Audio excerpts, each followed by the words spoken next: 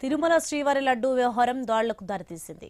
తప్పు మీదంటే మీదంటూ YCP TDP నాయకులు ఆరోపణలు చేసుకుంటున్నారు. టీటీడీ మాజీ చైర్మన్ భూమన, మంత్రి అనగాని సత్యప్రసాద్ మధ్య మాటకు మాట ఇప్పుడు చూద్దాం. తప్పు పొరపాటు అని చాలా స్పష్టంగా చెప్పటం జరిగింది. ఆయన కూడా అంగీకరించి క్షమాపణలు కోరటం జరిగింది.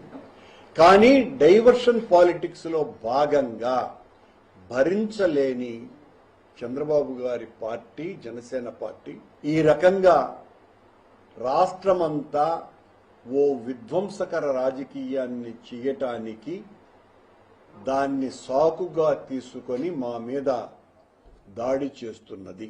అంటే సిబిఐ ఎంక్వైరీలో అదే ఎన్డీఆర్ఐ రిపోర్టు మళ్లీ పంపించిన తరువాత ఇలాంటి అనిమల్ ఫ్యాక్టరీ కలవలేదు అని వాళ్ల ఛార్జ్ షీట్ లో, మొన్న సప్లిమెంటరీ ఛార్జ్ షీట్ లో వాళ్ళు చాలా స్పష్టంగా కోర్టుకు నివేదించినారు.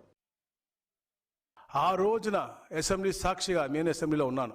ఆ రోజు మా అధినాయకుడు కంటతడి పెట్టడం కారణం ఇదే. అంబటి ఎవరిని తప్పుగా మాట్లాడడం అలా అని చెప్పి మేము నిరాశ కూడా మేమేం పడం. కానీ ప్రజలు ఆగ్రహం అనేది తెలుస్తూ ఉంది మనకి. మనం ఎప్పుడు ఒక డిసిప్లిన్, డెడికేటెడ్, రెస్పాన్సిబుల్ ఫీల్ అయిన నాయకుడిని ఇట్లా తప్పుడు కేసులు పెట్టో లేకపోతే ఆయనకి అడ్డు పెట్టాలని, ఒక మానసికంగా కుంగతీయాలని చెప్పే లక్ష్యంతో మీరు చేయకూడదు. ఇప్పుడు నేను వైసీపీ నాయకులు నేను ఒకటే అడుగుతా ఉన్నాను, మీకు ఒక మంచి వాతావరణం ఆంధ్రప్రదేశ్ కావాలా, లేకపోతే ఇలా మతాల కులాల మధ్య చిచ్చులు పెట్టి అందరూ భయభ్రాంతులయ్యే వాతావరణం కావాలని నేను సూటిగా అందరినీ కూడా అడుగుతా ఉన్నాను.